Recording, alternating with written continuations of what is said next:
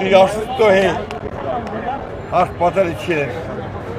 আপনারা জানেন যে গত দুদিন ধরে তিনি আবার অসুস্থ হয়ে এবার কেয়ার হাসপাতালে ভর্তি হয়েছেন এবং গতকাল রাতেই ডাক্তাররা বলেছেন যে তার অবস্থা, শারীরিক অবস্থা অত্যন্ত সংকটময়।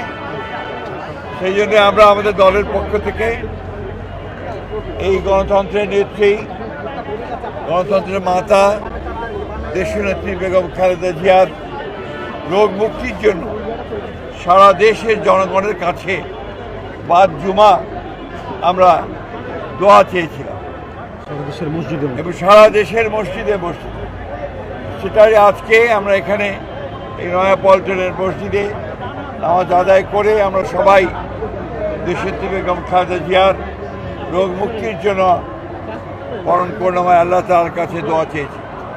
আমরা দোয়া চেয়েছি তিনি যেন আল্লাহ যেন তাকে সম্পূর্ণ সুস্থ করে দেন, সুস্থ অবস্থায় আবার জনগণের মাঝে ফিরে এসে তাকে দেশের মানুষের কাজ করার সুযোগ তৈরি করে দেন।